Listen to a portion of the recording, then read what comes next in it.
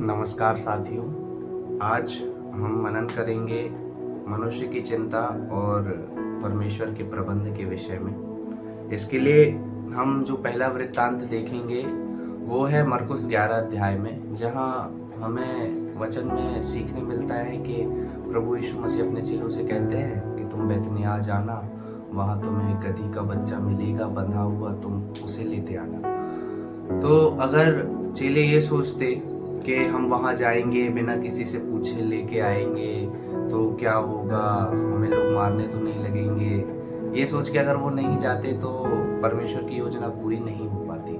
लेकिन चेलों ने विश्वास रखा और वो वहाँ गए और जैसा प्रभु ने कहा था उनने हूबहू वैसा ही पाया। कहने का मतलब ये है कि यदि आप चेलों के समान विश्वास करके जाएं तो आपको सारे प्रबंध पहले से ही मिलेंगे। आप अपने जीवन में भी अनावश्यक चिंताएं करेंगे अगर, और फिर उसके बाद सोच लेंगे, हार मान लेंगे कि हमें ये हासिल नहीं हो सकता है, ये हमारे लिए नहीं है, तो मेरे साथियों आप अविश्वास में जी रहे हैं। आप विश्वास रखिए कि मेरे लिए जो अच्छा होगा वो प्रभु पहले से प्रयोजन करके प्रबंध करके रखे हैं। जैसा चेलों ने भी विश्वास करके गए और उन्हें वहां हूबहू गधी का बच्चा वैसा ही मिला। लोगों के मन भी प्रभु ने फेर दिए कि नहीं, ये लोग मेरे चेले मुझसे पूछेंगे कि आपके किस काम से आए हो, क्यों गधी का बच्चा ले जा रहे हो, तो लोग उनको चेले उनको जवाब देंगे हमें प्रभु को इसका प्रयोजन है। लोग उनकी बात मान भी गए तो प्रभु उनके जो बाकी लोग हैं उनके मनों को भी फेर देते हैं। इसके बाद हम दूसरा वृत्तांत पाते हैं निर्गमन में, है ना। निर्गमन में हम क्या देखते हैं कि लाल समुद्र को पार करने का जब वक्त होता है तो जो इजरायली भीड़ थी वो कोसने लगती है। मैं निकालूंगा निर्गमन 14 अध्याय में। यहाँ पे जो इजरायली भीड़ है वो मैं बताऊं आपको क्या कहने लगती है। 14 के 10 के आधे हिस्से से देखेंगे। वे चिल्लाकर यहोवा की दुहाई दी और वे मूसा से कहने लगे 11 से कि क्या मिस्र में कब्रें ना थीं जो तू हमको वहां से मरने के लिए जंगल में ले आया? तूने हमसे यह क्या किया कि हमको मिस्र से निकाल लाया? क्या हम तुझ से मिस्र में यही बात ना कहते रहे कि हमें रहने दे कि हम मिस्रियों की सेवा करें? लोग डर गए। लोगों ने परमेश्वर पर विश्वास नहीं किया। परिस्थितियों के हिसाब से वो चिंता करने लगे, अब क्या होगा, पीछे फिरौन की सेना आ रही है, आगे समुद्र है। किंतु प्रभु ने पहले से प्रयोजन बना के रखा था कि जब मेरी प्रजा आएगी तो मैं उसके लिए ऐसे मार्ग निकालूंगा ताकि वे विश्वास में बढ़े।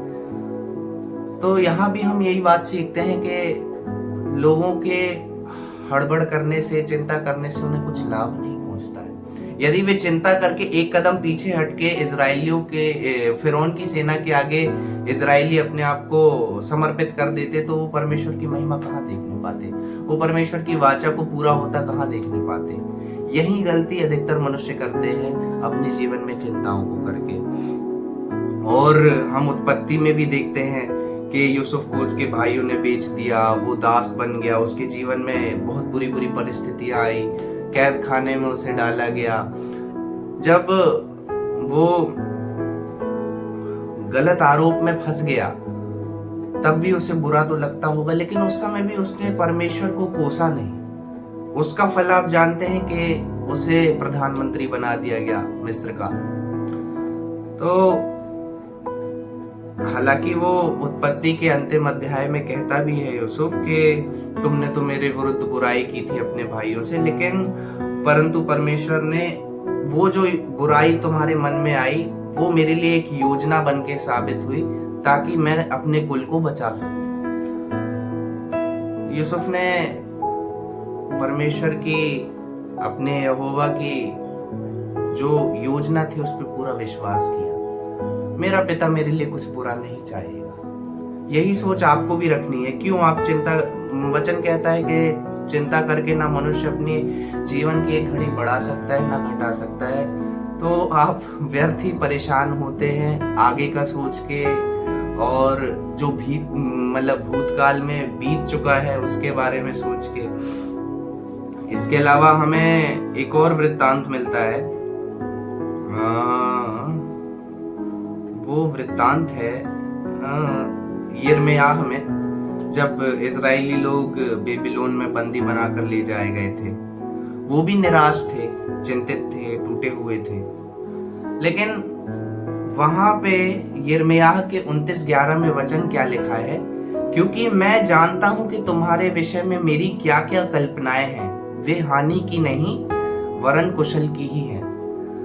जब परमेश्वर ने पहले से आपके कुशल के लिए योजनाएं बना के रखी हैं, तो आप ये क्षणभंगुर परिस्थितियां और जो छोटे छोटे परेशानियां आती हैं उससे क्यों डगमगा जाते हैं?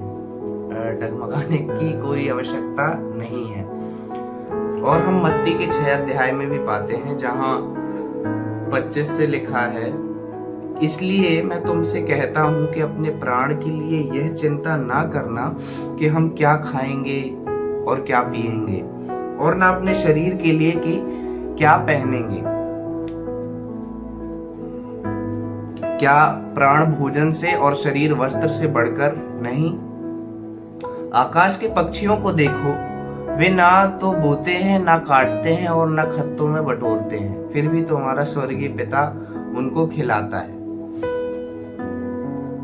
कितनी साफ तरीके से प्रभु का वचन यहाँ पे हमें बता रहा है कि आप चिंता मत कीजिए। तो फिर क्यों आप अपने समय को, अपने मन को, अपनी आत्मा को चिंता कर करके निराश कर लेते हैं?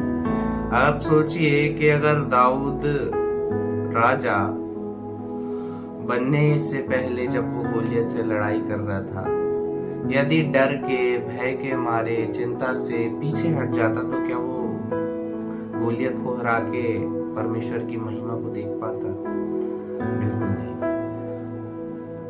मेरा ये मानना है कि जब भी आपके जीवन में ऐसी परिस्थितियां आए जो आपको लगे कि मेरे पक्ष में नहीं है, विपरीत है, तो आपको स्थिर और खुश होने की जरूरत है, यूसुफ के समान, कि ठीक है, परमेश्वर ने ये स्थिति डाली है, तो हो सकता है आगे कुछ अच्छा मेरे लिए प्रयोजन हो, है ना?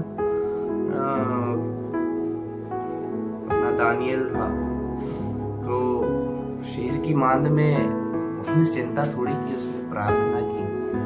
ऐसे ही जो हमारे चेले थे, पौलुस सिलास थे, वो गीत गा रहे थे, पैरों में जकड़े हुए हैं, जेलों में पड़े हुए हैं, फिर भी वो चिंता ना करके गीत गा रहे हैं। प्रभु ने निकाला, प्रभु मार्ग निकालते हैं, है ना?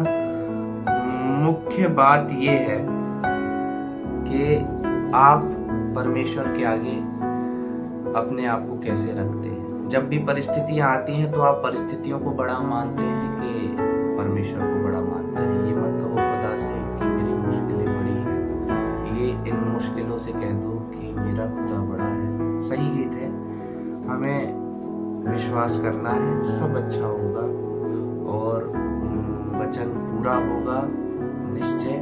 आप बस बढ़ते जाइए और इसी के साथ हम छोटी सी प्रार्थना करेंगे। हे परम प्रधान प्रभु, हमारी सहायता कीजिएगा कि हम परिस्थितियों में जो विकट हो, परेशानी भरी हो, चिंताओं के बोझ तले ना दबने पाए। आप पर विश्वास करके हम आगे बढ़ने पाए और आनंद से जीवन व्यतीत करने पाए।